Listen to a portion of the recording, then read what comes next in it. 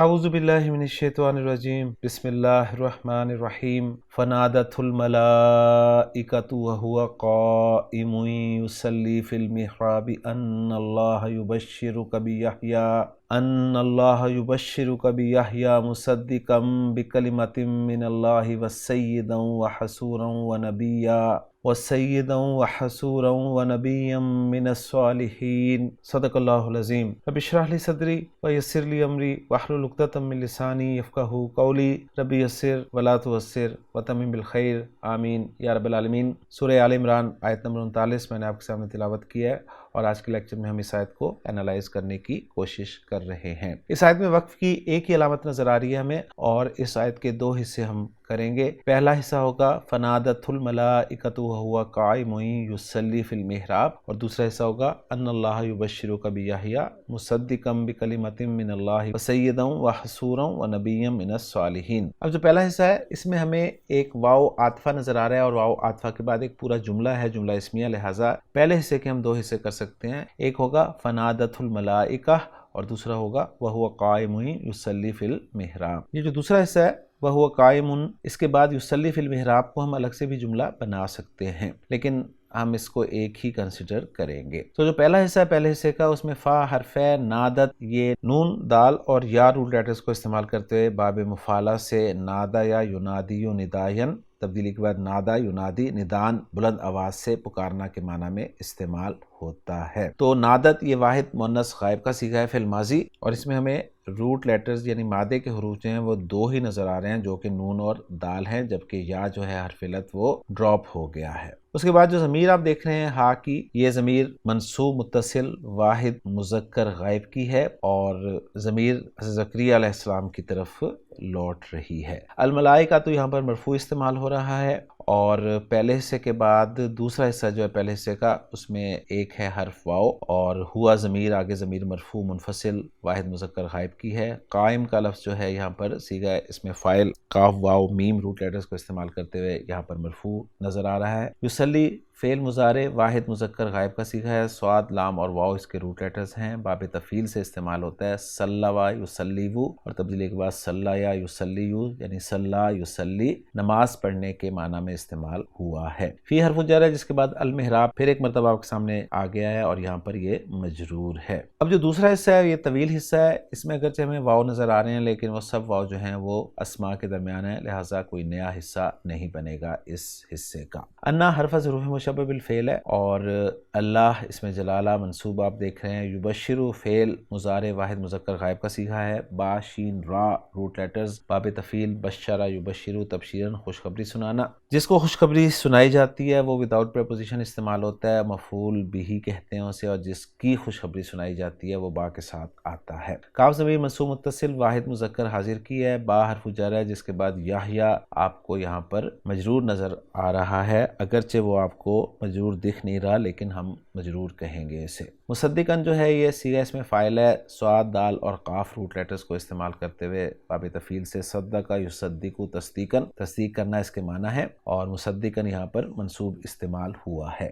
با حرف جر ہے، اور کلمتن یہاں پر مجرور ہے، من حرف جر جس کے بعد اس میں جلالہ مجرور ہے، واو حرف ہے، سیدن جو ہے یہ اسم یہاں پر منصوب استعمال ہوا ہے۔ سید لفظ کو خان صاحب نے سین واو دال روٹ لیٹرز کے تحت باب نون سے ذکر کیا ہے، سوادہ یسودو تبدیلی کے بعد سادہ یسودو سودن، جس کے معنی بزرگ ہونا، کسی گروہ یا قوم کا سردار ہونا کے ہیں۔ اور پھر سید لفظ کے بارے میں لکھ رہے ہیں، جس کی جمع سعادتن آتی ہے، سردار یا آقا کے معنی میں استعمال ہوتا ہے۔ اس کے بعد اگلا لفظ جو ہے وہ واو حرف ہے، حصور ہا صاد اور را رول لیٹرز کو استعمال کرتے ہوئے خان صاحب نے تفصیل سے باب سمیہ اور باب نصرہ سے ذکر کیا ہے، لیکن حصور کے معنی وہ لکھ رہے ہیں بہت زیادہ گھرا ہوا، اور مزید بتا رہے ہیں کہ اصطلاحاً عورتوں سے بے رغبتی کرنے والے کے لیے یہ لفظ استعمال ہوتا ہے، اور آیت کا ریفرنس یہی دیا ہے۔ اگلا لفظ جو ہے وہ واو ہے، حرف ہے، نبیًا معروف لفظ ہے، اور من حرف جر ہے، جس کے بعد الصالحین جو ہے یہ مجرور اسم ہے، جو کہ الصالح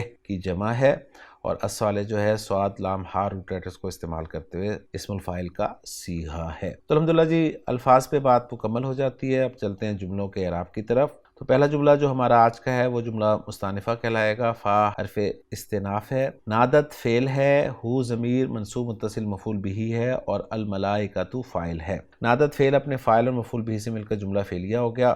اور ترجمہ کریں گے ہم اس حصے کا. اور پکارا اسے فرشتوں نے. دوسرا جملہ وہو قائم، اس کو انالائز کریں تو واو حالیہ قرار دے دیں گے. ہوا ضمیر مرفوع منفصل مبتدا، قائم خبر، مبتدا خبر مل کر جملہ اسمیہ ہو کر یہ محلاً منصوب حال بن جائے گا. نادت ہو میں جو ہو کی ضمیر ہے اس کا، یعنی حضرت زکریا علیہ السلام کے لیے یہ ضمیر استعمال ہوا ہے، اسی کا یہ حال ہے اس حال میں کہ وہ کھڑے تھے.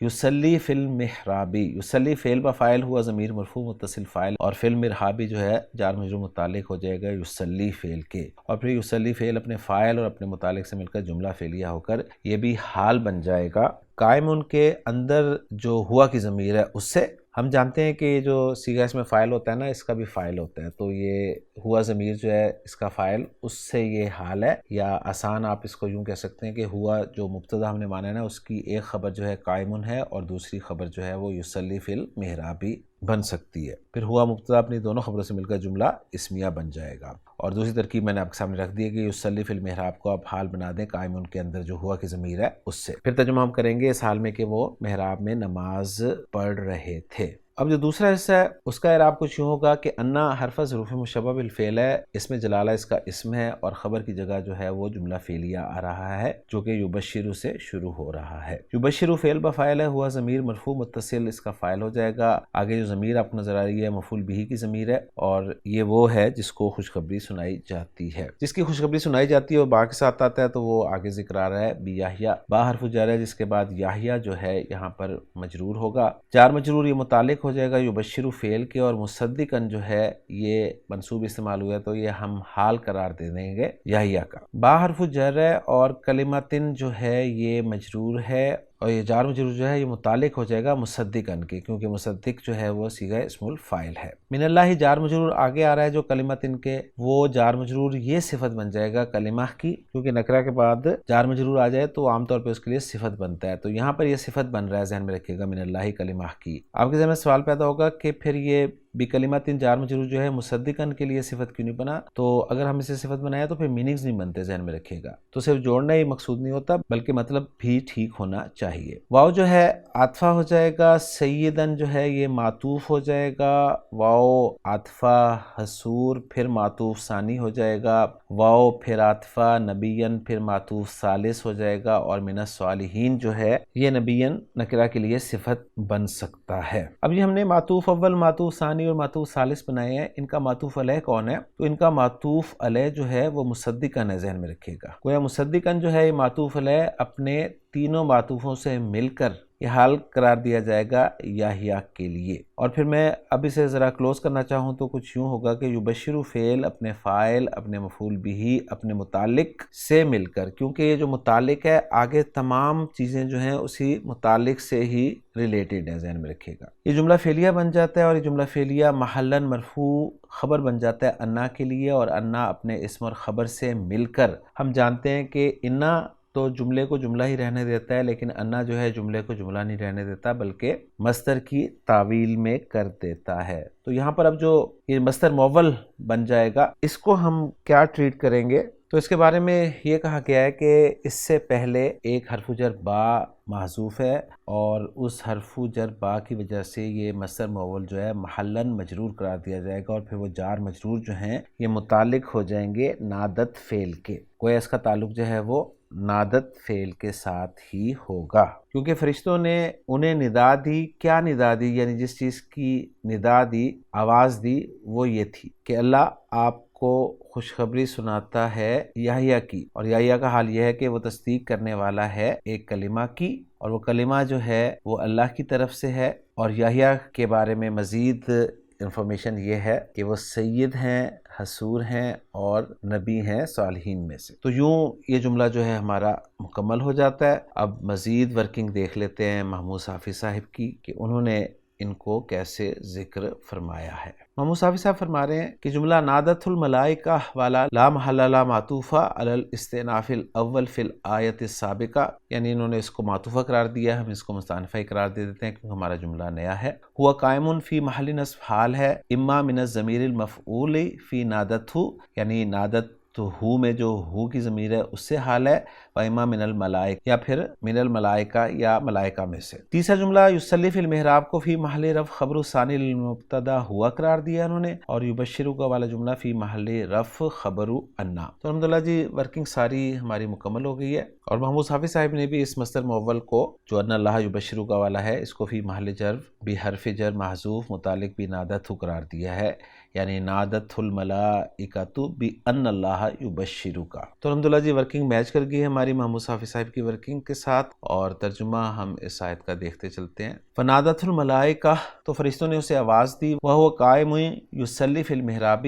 جبکہ وہ عبادت خانے میں کھڑا نماز پڑھ رہا تھا، ان اللہ یبشرک بیحییٰ مصدقا بکلمات من اللہ وسیدا وحصورا ونبیا من الصالحین، کہ بے شک اللہ تجھے یحییٰ کی بشارت دیتا ہے جو اللہ کے ایک کلمے یعنی عیسیٰ علیہ السلام کی تصدیق کرنے والا اور سردار اور اپنے آپ پر بہت ضبط رکھنے والا اور نبی ہوگا نیک لوگوں میں سے۔ تو الحمدللہ جی آیت ہماری آج کے لیکچر میں آیت نمبر 39 مکمل ہو گئی ہے۔ انشاءاللہ تعالی اگلے لیکچر میں اگلی آیت کے ساتھ آپ سے ملاقات ہوگی۔ سبحانک اللہم و بحمدک، اشہد ان لا الہ الا انت، استغفرک و اتوب الیک۔